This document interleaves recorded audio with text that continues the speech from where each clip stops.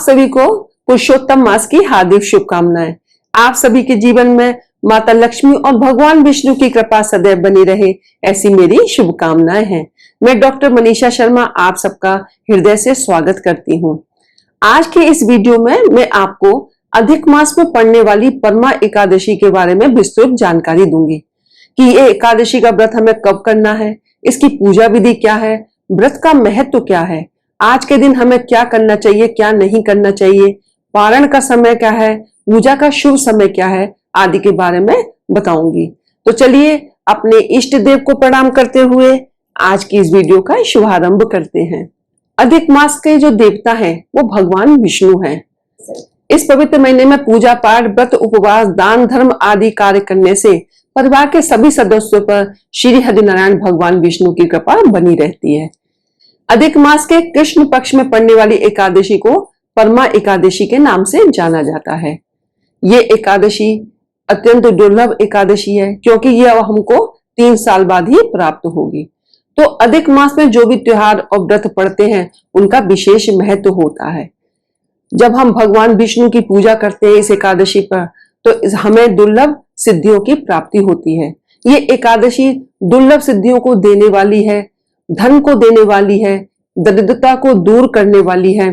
तो ये एकादशी जो हमें दुर्लभ सिद्धियों को देने वाली है, इसी के कारण इसका नाम परमा एकादशी पड़ा और ये अपनी परमा एकादशी के नाम से प्रसिद्ध हुई। तो पुरुषोत्तम मास में जो भी इस एकादशी के व्रत को धारण करता है, भगवान विष्णु की कृपा उसे प्राप्त होती है और उनके जीवन में दुख और दरिद्रता का नाश होता है। और जो उन्होंने जाने अनजाने में उनके जीवन में जो पाप किए होते हैं, जो कुछ पाप कर्म अनजाने में हो जाते हैं, वो सब धुल जाते हैं। पुरुषोत्तम एकादशी को परमा एकादशी कहते हैं।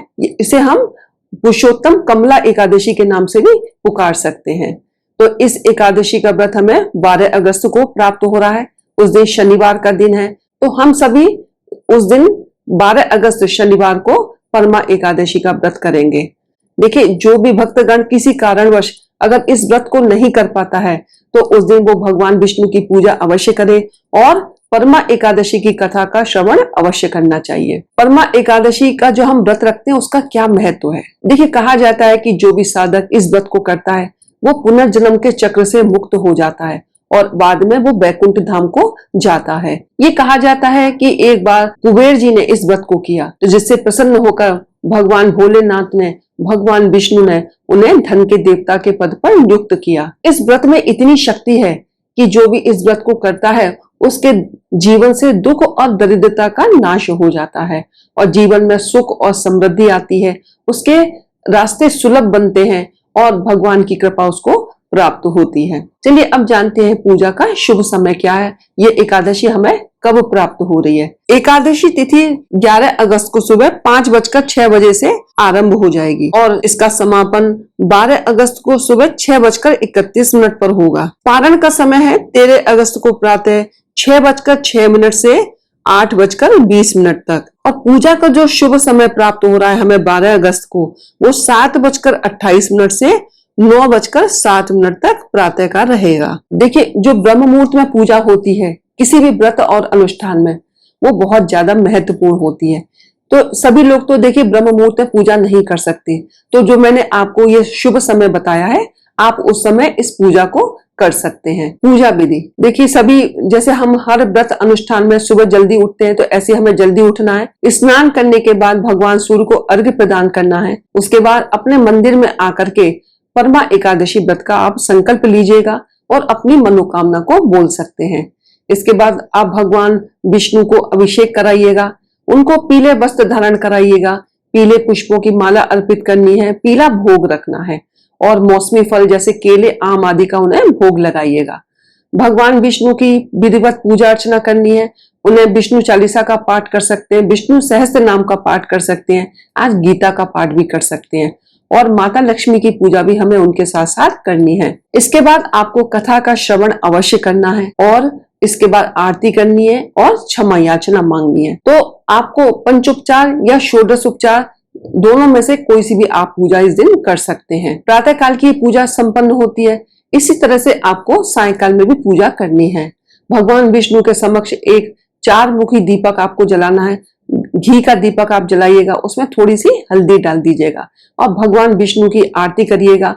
आप आज के दिन एकादशी माता की आरती भी कर सकते हैं। देखिए, आज परमा एकादशी के दिन, जैसे हर कार्तिक के महीने में हम भीष्म पंचक व्रत रखते हैं, एकादशी से शुरू करते हैं उस व्रत को, ऐसे ही अधिक मास में या पुरुषोत्तम मास में परमा एकादशी से ही उनके 5 दिन के व्रत शुरू होते हैं। इन्हें हम पंचरात्रि व्रत बोलते हैं। तो जो भी भक्तगण पूरे महीने भगवान विष्णु के निमित्त कुछ नहीं कर पाया हो, उसने व्रत ना करा हो पूरे महीने का, वो इन 5 रात्रियों में 5 दिन में आप व्रत को रख सकते हैं। नहीं तो आप भगवान विष्णु की पूजा अर्चना कर सकते हैं और पूरे महीने के व्रत और उपवास का लाभ उठा सकते हैं। तो ये पंचरात्रि व्रत बहुत महत्वपूर्ण है। ये थोड़े से मुश्किल व्रत हैं। कहा जाता है कि शास्त्रों के अनुसार तो इनको निर्जला व्रत रखा जाता है या निराहार रखा जाता है, लेकिन आप इसको फलाहार रख सकते हैं और अपनी सामर्थ्य के अनुसार आप जैसा भी व्रत रखना चाहें वैसे व्रत को धारण करिएगा और दान अवश्य करिएगा। जो भी आपने अधिक मास के दान अभी तक पूरे महीने में नहीं करे हैं, तो आप इन 5 दिनों में दान अवश्य करिएगा। इससे आपको बहुत पुण्य की प्राप्ति होगी और 10 गुना अधिक फल प्राप्त होगा। इस दिन आपको क्या नहीं करना चाहिए? देखिए, इस दिन आपको देर तक सोना मना होता है, आपको तामसिक चीजों से बचना है, दिन में सोना नहीं चाहिए और आपको क्रोध और ईर्ष्या से भी बचे रहना चाहिए। आज के दिन अगर आपके दरवाजे पर कोई आता है, कोई भिक्षुक आता है या कोई कुछ मांगने आता है, तो इस दिन आपको उसे वापस खाली नहीं लौटाना है, उसे अवश्य कुछ न कुछ दीजिएगा। जब आप अपने व्रत का पारण करेंगे तो उस व्रत का पारण आपको अपने घर पर ही करना है। एकादशी के दिन आपको दान तो जरूर करना चाहिए, दान बहुत अच्छा माना जाता है, फलदायी माना जाता है, लेकिन आपको किसी से कोई चीज दान में नहीं लेनी है और ना ही किसी के घर का आज के दिन खाना या फल आदि कुछ भी नहीं खाना चाहिए परमा एकादशी के दिन। तो आप इन सब छोटी बातों का ध्यान रखिएगा। छोटी छोटी बातें हैं जिससे आपके व्रत को पूर्ण होने में सहायता प्राप्त होती है। इस दिन आप क्या कर सकते हैं? बहुत छोटे से सरल उपाय हैं।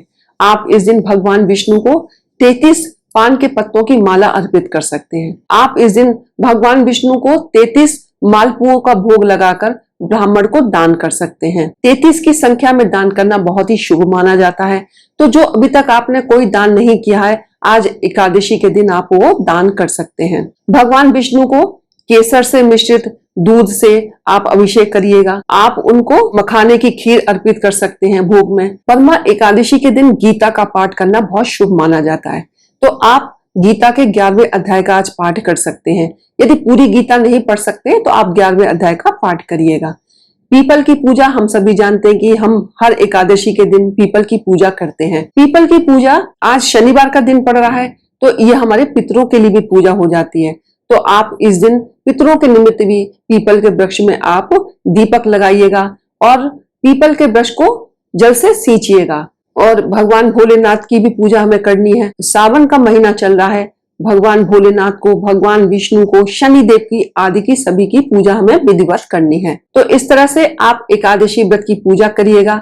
एकादशी परमा एकादशी का पूरा पूरा लाभ उठाइएगा और अपने जीवन में परिवर्तन को देखिएगा।